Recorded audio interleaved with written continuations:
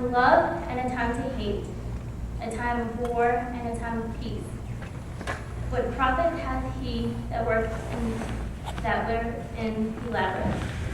I have seen the travail which God hath given to the sons of men to be exercised in it. He hath made everything beautiful in this time. Also he hath set the rules in their heart, so that no man can find out that the work that God maketh from the beginning to the end. I know that there is no good in them, but for a man to rejoice and to do good in his life, and also that every man should eat and drink and enjoy the good of all his labor. It is the gift of God, I know that. Whatsoever God doeth, it shall be forever. Nothing can be put to it, nor anything taken from it. And God doeth that men should fear before him.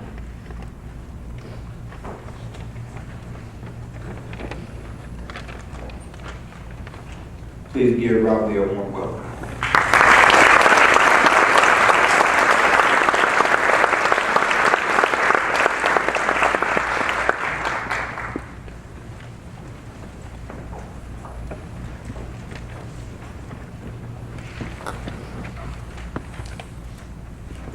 Well, class of 2011, before I start what I have to say, I have to lay out some ground rules.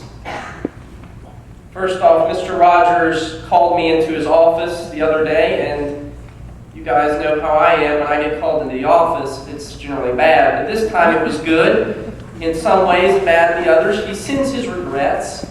He is at a funeral right now for his friend, and he could not be here. So he asked me to send greetings and congratulations to you all. Second, there are what I call direct mentions in this, whatever you want to call it, meaning some of you will be mentioned by name. I tried to ask permission for these, and if you didn't get asked, I'm sorry, and I hope you see yourself in it. Third, Ms. Lippard said we were talking that this is bittersweet for many reasons. There are some people that should be here that aren't, and we realize that. And so we honor them today. And now let us go to God in prayer. Oh God, may the words of my mouth and the meditations of all our hearts be pleasing in your sight. Oh Lord, our strength and our Redeemer. Amen. Who are you? That is the final question that we face, that Cassie asked. We have passed Miss McConnell's and Miss Rainwater's English exams. We've struggled through Mr. Fran's physics problems. We've gotten through Kincaid's band camp and the Colonel's drill meets. We've gotten through Mrs. Hughes, and if you were not the smartest one, Mr. Lumen's math equations.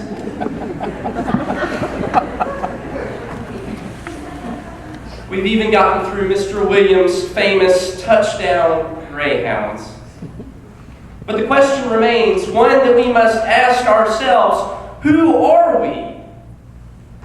The reality is that we can no longer hide behind our own abilities in school to answer that question. We've come to this place with the realization that our journey in our high school career is coming to a close. We've come to this place with high hopes and high aspirations for the future, but also with deep fears and regrets. It's the hope of many, all the teachers and family that surround you today, that you have learned something. That you've found something new within the pages of the books you have read, or through the hardships that we have all faced.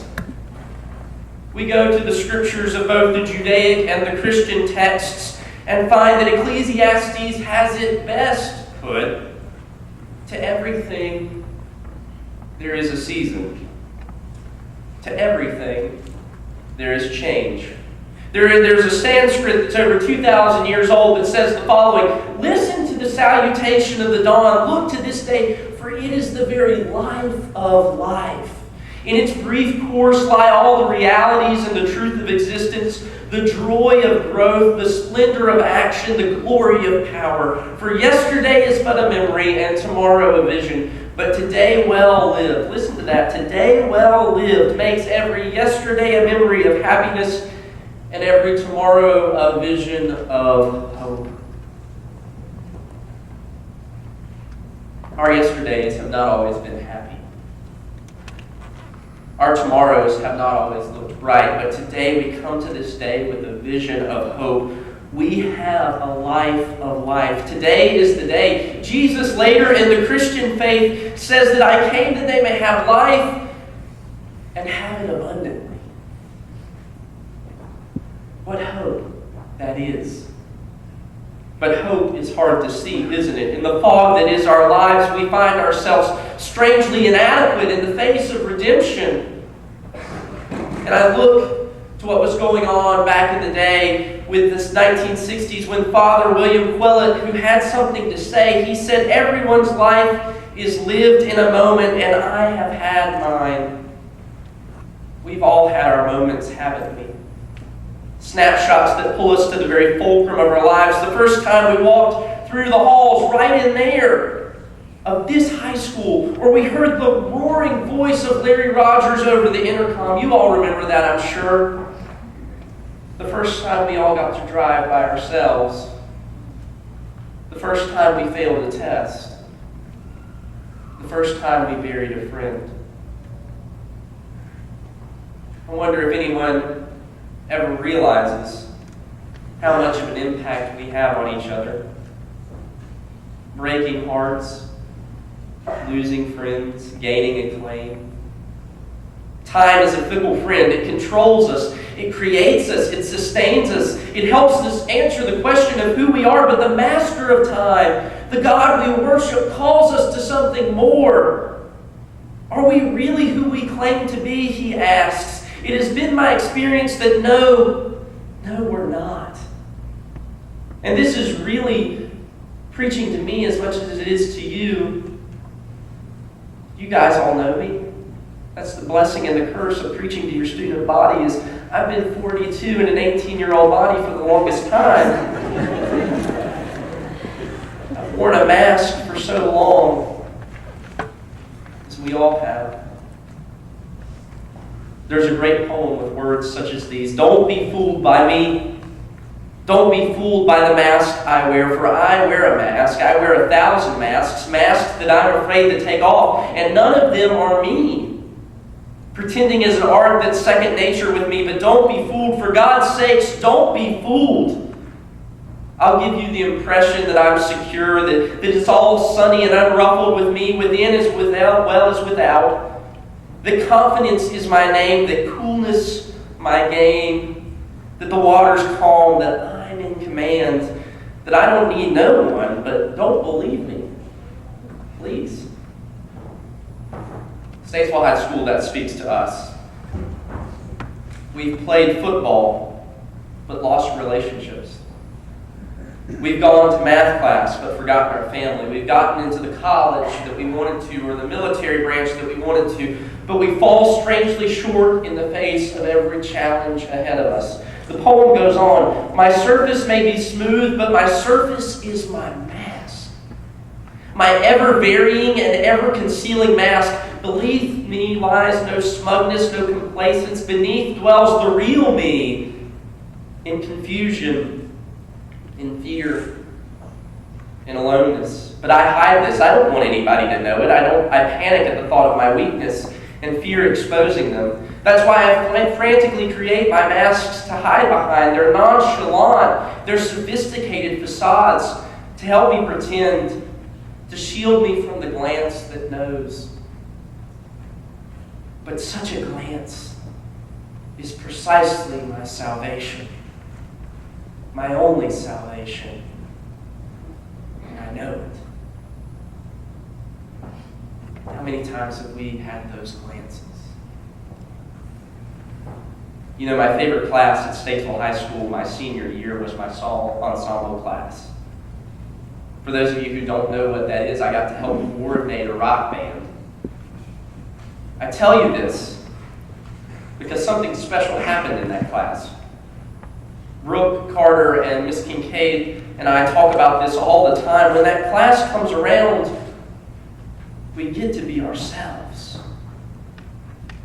No masks to hide behind. No masks to hide us from who God has called us to be.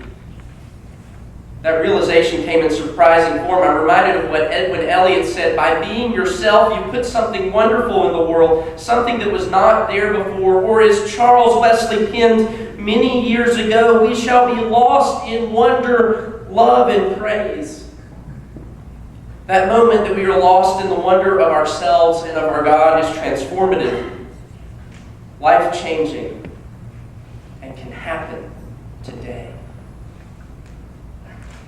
Most people are like the class of 2011.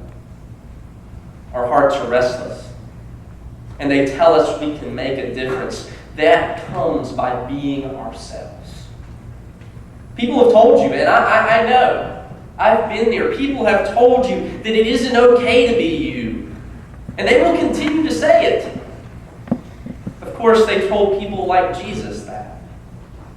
They told Moses and Elijah that they didn't need to be themselves, that something was wrong with them, that they weren't good enough. Did you see any of them put on a mask? They stayed true to themselves and their faith. They let God be the Lord of their journey. If we let God be the Lord of our journey like they did, then things will fall into place. But don't get me wrong, our journeys will never be the same. Some of us are destined for things beyond our imagination. Some of us will lead, some of us will follow. People will come, people will go. We will grow older, we will become parents. But hold fast to the God of grace. Hold fast to the God of love, and your journey will be worth it. You hear what Ecclesiastes, and I kind of chose this for our class because I think it kind of speaks to us a little bit. Eat, drink, and be merry. But never forget who brought you here to this place. Never forget whose you are and whose you are called to be. Don't let things like fear, despair, depression, and anxiety get in the way of your success. This is the most important one for me. I have trouble with this sometimes. Never condemn people to hell when they're already living it. Bring about God's reign here on earth. Don't get lost on someone else's journey. You came into the world with a journey of your own, each of you. The most important task is to find that journey and be faithful to it. It's been such a pleasure to be among you all. I really wish you could see you guys right now. Cassie, I see the beauty of knowledge. Ashley, I see the transformative power of friendship. Herc, Garrison, Tanner, and Brett, I see the joy of laughter that you all have. You guys always have something to say, and it's generally always funny, and it always makes me laugh. Kimberly and Vanessa and Dylan and Courtney, I see the power in your leadership, both as the ROTC and in student council. Jonathan, Storm, Natalie, Brooke, Cameron, Shane. I see the determination you all have had into getting into your college of your choice, and it really strikes me as something powerful, as you all have worked so hard at that. Members of the football team, I see how hard you guys play every Friday night. Basketball guys and girls, I know you work your butts off to play a few nights a week, something I could never do. Man, God knows, I know how much energy you guys have. I tell you these things because take the memories that you have and share them. This is the week to do it. Be sure to hold nothing back, for today is our day. This week is our week. Today is God's day. Because as someone put it, believing in yourself and your friends is an endless destination. Believing you all have failed is the end of a journey. Miss Kincaid has this saying that struck me a lot. She tells me, and this is whenever she's in trouble, That she always tries and makes it work for her. Sometimes our journey calls us to take off the mask and live on the dangerous side and forsake everything we hold dear. On Tuesday, I will interview for a position at Appalachian's campus ministry program that is not Methodist. That's not Methodist affiliated in any way. It's with a completely different denomination. As many of you know, for the longest time, 18 years to be exact, I have been a hardcore United Methodist. But as I have wrestled with the God of transition, I came to the realization that God is calling me, at least for right now, somewhere else. So I applied for that position. Sometimes it takes going off on a limb and finding God there in the sacredness of being scared to death. Sometimes it takes going beyond what we have known to the God of grace and finding hope in that grace. One last story for you. In his Confessions, St. Augustine pictures his mother, Monica, praying all night at a seaside chapel that her son will not sail for Italy. She wanted Augustine to be a Christian, and she could not bear losing him from her influence. She thought if so far she had not led him to Christ, how much farther he would be from the Lord in Italy. But even as she prayed, Augustine set sail for Italy, where he met a man by the name of Ambrose, who persuaded him to be a Christian. Augustine became a Christian in the very place from which his mother's prayers would have kept him. Thus, God denied the specific form of her request in order to grant the substance of her desire. God works in mysterious ways in our lives and in the life of the world. God works His will through strange people and strange circumstances. What a ragtag group of kids that have become adults here today. God is not bound by our limited vision of possibilities, so take off those stupid masks and be yourself. Take off the mask that says you have to dress this way or live that way. Take off that mask that says you have to listen to everything you've ever been told by your family or your friends. Take off that mask and stay true to yourself. My friends, I ask forgiveness for everything that I could have ever done. And in turn, I hope that I can forgive you. Don't leave here today with the regrets, the should-haves or the could-haves. Don't let that happen. Take off your mask. And most importantly, may the road rise to meet you. May the wind always be at your back. May the rains fall soft upon your fields. And until we meet again, may God hold you